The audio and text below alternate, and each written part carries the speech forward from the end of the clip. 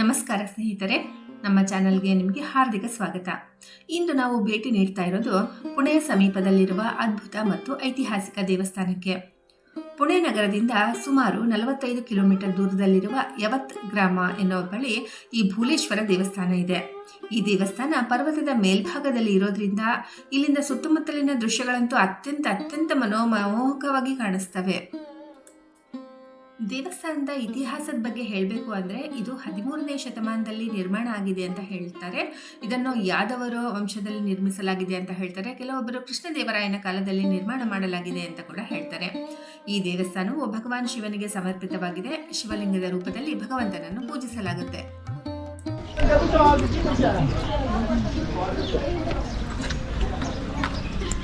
ಜಯ ಶಂಭೋ. ಜಯ ಶಂಭೋ.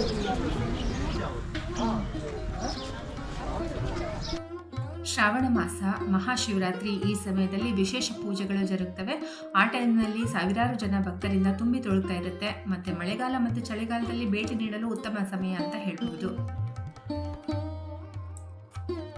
ಈ ದೇವಸ್ಥಾನವಂತೂ ಒಂದು ಕೋಟೆ ಅಂತಿರುವ ರಚನೆಯೊಳಗೆ ಇದೆ. ಇದನ್ನ ಕೆಲವರು ದೌಲತ್ ಮಂಗಲ್ ಕೋಟೆ ಅಂತ ಕೂಡ ಕರೀತಾ ಇದ್ರು. ಶಾಂತವಾದ ವಾತಾವರಣ, ತಂಪಾದ ಗಾಳಿ ಮತ್ತು ಆಧ್ಯಾತ್ಮಿಕ ಸ್ಪಂದನೆಯನ್ನು ನಾವಿಲ್ಲಿ ಅನುಭವಿಸಬಹುದು. ಈ ದೇವಸ್ಥಾನದ ಪ್ರಮುಖ ಆಕರ್ಷಣೆ ಎಂದರೆ ಇದರ ಶಿಲ್ಪಕಲೆ. ಗೋಡೆ ಮೇಲಿರುವ ಸುಂದರ ಕೆತ್ತನೆಗಳು, ದೇವತೆಗಳ ಮೂರ್ತಿಗಳು ಮತ್ತು ಪೌರಾಣಿಕ ಕಥೆಗಳ ಚಿತ್ರಣಗಳು ಇಲ್ಲಿವೆ. ಇದೇ ಇದರ ವಿಶೇಷತೆ ಅಂತ ಹೇಳ್ಬೋದು. ದೊಡ್ಡದಾಗಿರೋ ನಂದಿ ಇದೆ, ಆದರೆ ಶಿವಲಿಂಗವು ಕೂಡ ತುಂಬ ಸುಂದರವಾಗಿದೆ. ಆದರೆ ಒಳಗಡೆ ವಿಡಿಯೋಗ್ರಫಿ ಅಲೋ ಇಲ್ಲ ಇರೋದ್ರಿಂದ ನಾನು ಅದನ್ನು ಶೂಟಿಂಗ್ ಮಾಡೋಕ್ಕಾಗಲಿಲ್ಲ. ಕಲ್ಲಿನ ಮೇಲೆ ಮಾಡಿದ ಸೂಕ್ಷ್ಮವಾದ ಕೆಲಸಗಳು ಇಂದಿಗೂ ಅದೇ ರೀತಿ ಉಳಿದಿವೆ. ಇದು ನಮ್ಮ ಭಾರತೀಯ ಶಿಲ್ಪಕಲೆಯ ಒಂದು ಅದ್ಭುತ ಉದಾಹರಣೆಯಾಗಿದೆ. ಎತ್ತರವಾಗಿರೋ ನಂದಿ, ಅದರ ಸುತ್ತಲೂ ನಾವು ಪ್ರದಕ್ಷಿಣೆ ಕೂಡ ಹಾಕಬಹುದು. ಅದರ ಮುಂದಗಡೆ ಸ್ವಲ್ಪ ಕೆಳಗಡೆ ಇಳಿದು ಹೋದರೆ ಎತ್ತರವಾಗಿದ್ದ ಶಿವಲಿಂಗವಿದೆ. ಚೆನ್ನಾಗಿದೆ ದೇವಸ್ಥಾನ. ಒಳಗಡೆ ಮೂರ್ತಿ ಪೂಜೆ ಕೂಡ ತುಂಬ ಚೆನ್ನಾಗಿದೆ. ಶಿವಲಿಂಗ ಇದೆ, ದೊಡ್ಡದಾಗಿರೋ ನಂದಿ ಇದೆ, ಮತ್ತು ತುಂಬ ಹಳೆಯ ಕಾಲದ ದೇವಸ್ಥಾನ. ಭೂಲೇಶ್ವರ ಅನ್ನೋದು 2 ಮೀನಿಂಗ್ನಲ್ಲಿ ಇದೆ. ಭೂಲೇಶ್ವರ ಅಂದರೆ ಒಂದು ಮರ್ತು ಹೋಗಿರೋ ಮರವಿನಲ್ಲಿ ಇರೋವಂಥ ಈಶ್ವರ ಅನ್ನೋದು ಒಂದಾದರೆ, ಇನ್ನೊಂದು ಈ ಥರ ಒಳದಾರಿಗಳು, ಸುರಂಗದ ದಾರಿಗಳು ಮತ್ತು ಚಿಕ್ಕ ಚಿಕ್ಕ ದಾರಿಗಳಿರ್ತಾವಲ್ಲ, ಅದಕ್ಕೆ ಭೂಲ್ಭುಲಯ್ಯ ಅಂತ ಹೇಳ್ತೀವಲ್ಲ, ಆ ಥರ ಭೂಲೇಶ್ವರ. ಅದಕ್ಕೆ ಮೀನಿಂಗು ತುಂಬ ಹತ್ತಿರದಲ್ಲಿದೆ. ಯಾಕೆಂದರೆ ಇದ್ರ ಒಳಗಡೆ ತುಂಬ ಚಿಕ್ಕ ಚಿಕ್ಕ ದಾರಿಗಳು, ಒಳಗಡೆ ಹತ್ಕೊಂಡು ಮತ್ತು ಇಳಿದು ಆಮೇಲೆ ದೇವಸ್ಥಾನದ ದೇವರ ದರ್ಶನಕ್ಕೆ ಹೋಗಬೇಕು, ಆ ಥರ ಇದೆ. ಹೊರಗಡೆಯಿಂದ ನೋಡಿದರೆ ಇದೊಂದು ಡೋಮ್ ರೀತಿಯಲ್ಲಿ ಅರೇಬಿಕ್ ಶೈಲಿನಲ್ಲಿ ಇರುವಂತಹ ದೇವಸ್ಥಾನ ಥರ ಅನಿಸುತ್ತೆ. ಆದರೆ ಒಳಗಡೆ ಹೋದ್ಮೇಲೆ ಪ್ಯೂರ್ ಹಿಂದೂ ಶಿವಾಲಯವಾಗಿದೆ. ಆನಂತರ ಅರ್ಧ ಮುರಿದಿರೋದ್ರಿಂದ ಅಥವಾ ಮುರಿದು ಹಾಕಿರೋದ್ರಿಂದ ಮೇಲ್ಗಡೆದೆಲ್ಲ ಈಗಿನ ಕಾಲದ ಮತ್ತು ಅಥವಾ ಈಗಿನ ಕಾಲದ ಅಂದರೆ ಇಷ್ಟು ಒಳಗಡೆ ಎಷ್ಟು ಪುರಾತನವಾಗಿದೆಯೋ ಅಷ್ಟು ಮೇಲ್ಗಡೆ ಹೊರಗಡೆಯಿಂದ ಅಷ್ಟು ಪುರಾತನವಾಗಿರೋದಿಲ್ಲ. ಅದು ಹೊಸದಾಗಿ ಕನ್ಸ್ಟ್ರಕ್ಷನ್ ಮಾಡಿರೋ ರೀತಿಯಲ್ಲಿ, ಆಮೇಲೆ ಅರೇಬಿಕ್ ಶೈಲಿಯಲ್ಲಿರುವಂಥ ಕನ್ಸ್ಟ್ರಕ್ಷನ್ ಇದೆ.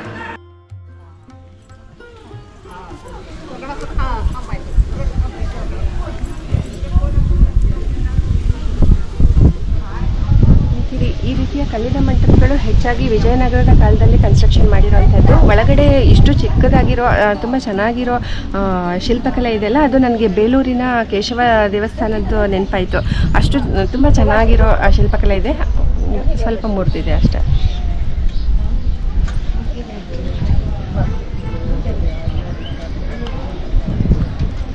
ಈ ದೇವಸ್ಥಾನಕ್ಕೆ ಎಂಟ್ರಿ ಫ್ರೀ ಇದೆ. ಹೊರಗಡೆ ಪಾರ್ಕಿಂಗ್ ಏರಿಯಾ ದೊಡ್ಡದಾಗಿದೆ. ತುಂಬ ಚೆನ್ನಾಗಿ ಒಂದು ಪಿಕ್ನಿಕ್ ಸ್ಪಾಟ್ ಕೂಡ. ಮತ್ತು ಹೊರಗಡೆ ಅಂತೂ ವ್ಯೂ ಇಷ್ಟು ಚೆನ್ನಾಗಿದೆ. ಪೂರ್ತಿ ಫುಲ್ ಫಾರೆಸ್ಟಲ್ಲಿ ಇರೋವಂಥದ್ದು. ಮತ್ತು ಇಲ್ಲೊಂದು ಮಾಳ್ಶಿರಸ್ ಅನ್ನೋ ಒಂದು ಅಭಯಾರಣ್ಯ ಕೂಡ ಇದೆ. ಅದರಲ್ಲಿ ಇದು ಬರುತ್ತೆ ಈ ದೇವಸ್ಥಾನ.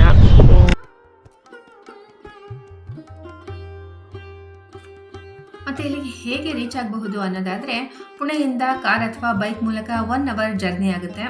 ಯವತ್ ರೈಲು ನಿಲ್ದಾಣ ಕೂಡ ಇದು ಹತ್ತಿರದಲ್ಲೇ ಇದೆ. ಅಲ್ಲಿಂದ ನಮಗೆ ಸಿಟಿ ಬಸ್ಸಸ್ಗಳು ಹಾಗೂ ಆಟೋ ರಿಕ್ಷಾಗಳು ಕೂಡ ಸಿಗ್ತವೆ. ಹೀಗಾಗಿ ಫ್ರೆಂಡ್ಸ್, ಪುಣೆ ಹತ್ತಿರದಲ್ಲಿರುವ ಇಂತಹ ಐತಿಹಾಸಿಕ ಮತ್ತು ಆಧ್ಯಾತ್ಮಿಕ ಸ್ಥಳವನ್ನು ನೀವು ತಪ್ಪದೇ ಭೇಟಿ ಕೊಡಿ. ಈ ವಿಡಿಯೋ ನಿಮಗೆ ಇಷ್ಟವಾದರೆ ಲೈಕ್ ಮಾಡಿ, ನಿಮ್ಮ ಫ್ರೆಂಡ್ಸ್ ಜೊತೆಯೊಂದಿಗೆ ಶೇರ್ ಮಾಡಿ ಮತ್ತು ನಮ್ಮ ಚಾನೆಲನ್ನು ಸಬ್ಸ್ಕ್ರೈಬ್ ಮಾಡಲು ಮರೆಯಬೇಡಿ. ಧನ್ಯವಾದಗಳು.